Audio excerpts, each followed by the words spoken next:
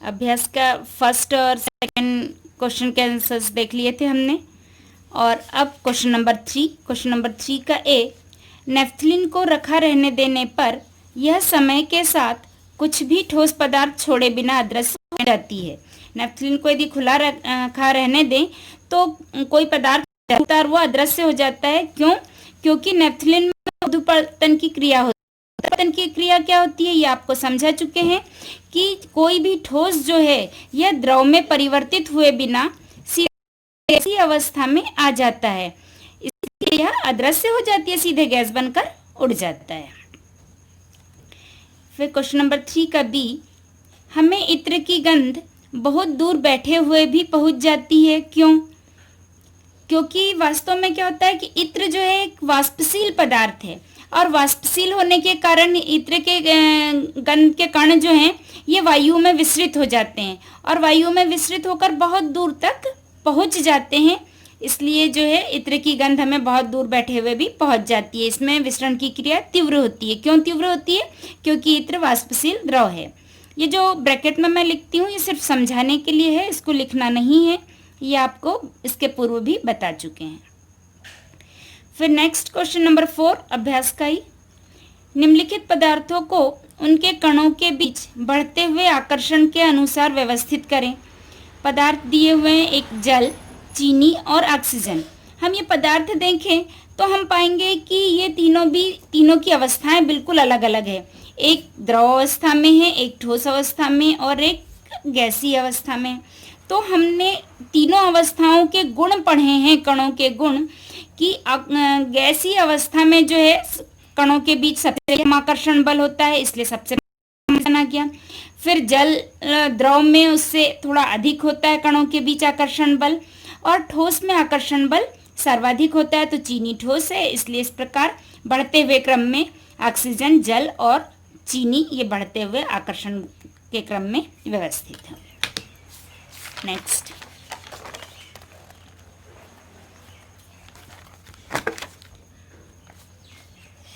Question number 5, कुछ ताप दिए हुए हैं, निम्नलिखित तापमानों पर जल की भौतिक अवस्था क्या है?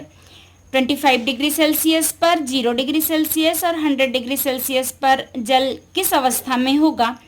तो 25 डिग्री सेल्सियस पर तो जल द्रव अवस्था में ही होगा। 0 डिग्री सेल्सियस पर ये बर्फ में बनना स्टार्ट हो जाता है, तो एक तो ठोस अवस्था भी होगी इसकी, लेकिन कुछ लोग ठोस के साथ द्रव अवस्था भी लिखते हैं, जो कि ठीक है, दोनों अवस्था में हो सकता है। क्यों? क्योंकि एक साथ 0 डिग्री पर जाते से ही पूरा द्रव एक साथ ठोस में परिवर्तित नहीं हो जाता है, कुछ द्रव में रहता है और धीरे धीरे जो है ये ठोस में परिवर्तित होना प्रारंभ करता है। और ये जो ऊष्मा जो है, ये हिमांक फ्रीजिंग पॉइंट जो है बर्फ का, ये 0 डिग्री सेल्सियस होता है, इस पर ये जमना प्रारंभ होता है। फिर 100 डिग्री सेल्सियस पर इस पे भी दो अवस्थाएं हो सकती है। एक तो वो चूंकि उबलना प्रारंभ करता है तो वाष्प अवस्था में बनना प्रारंभ होता है, यानी गैस अवस्था, पर तुरंत पूरा 100 डिग्री सेल्सियस पर आते ही पूरा गैस अवस्था में नहीं चला जाता। वाष्पन की गुप्त ऊष्मा ये 100 डिग्री सेल्सियस तब तक बना रहता है जब तक पूरा द्रव गैस अवस्था में न परिवर्तित हो जाए।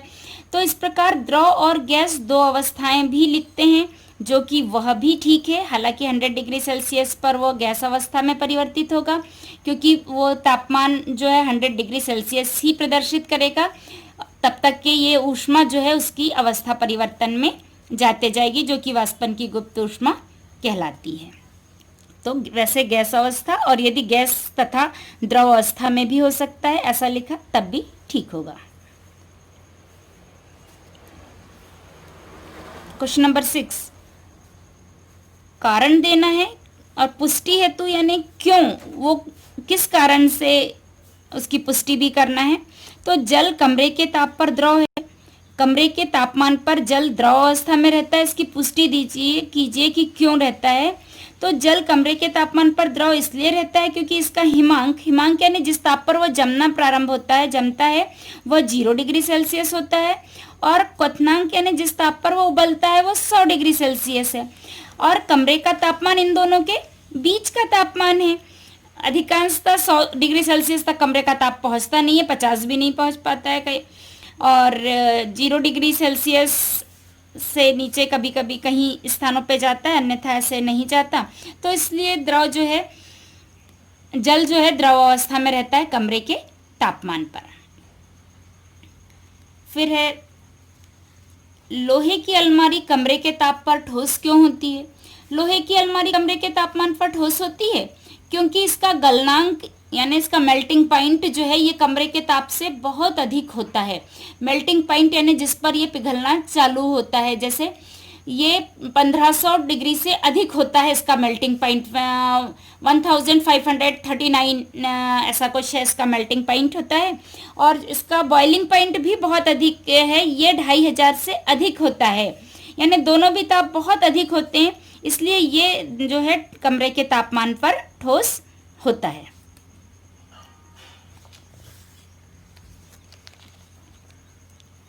क्वेश्चन नंबर 7,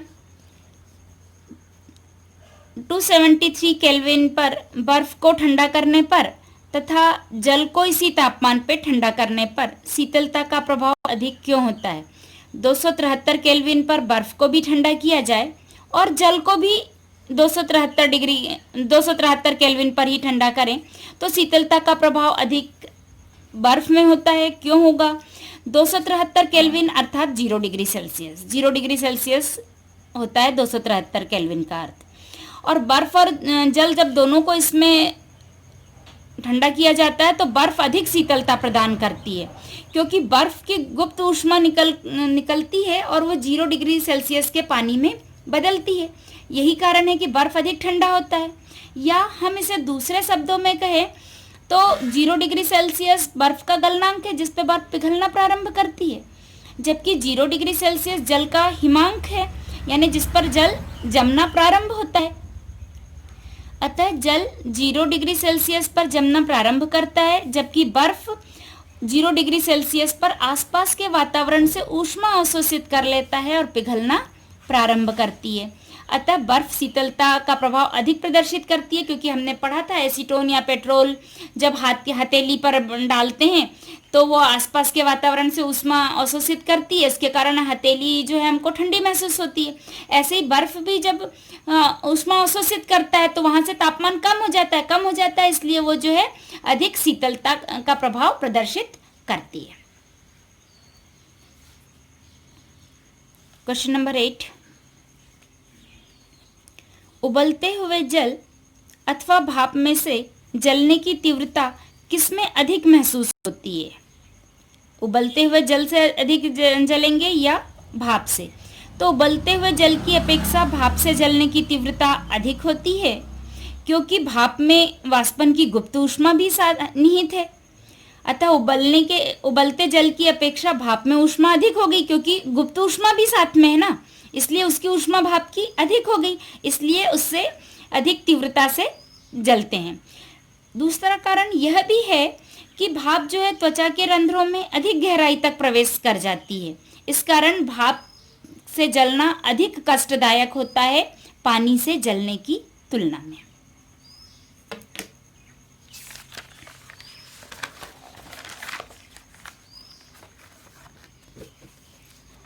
नेक्स्ट है क्वेश्चन नंबर 9। ये एक चित्र दिया हुआ है प्रश्न का, और उसमें कहा है निम्न चित्र के लिए ABCDE तथा F की अवस्था परिवर्तन को नामांकित कीजिए। कुछ अवस्थाएं जो परिवर्तित होती है उस अवस्था परिवर्तन को क्या कहते हैं, क्या नाम दिया जाता है, ये प्रश्न ने हमसे पूछा है। कई बार बच्चे पूछते हैं दीदी प्रश्न ही समझ में नहीं आ रहा कि क्या करना है, तो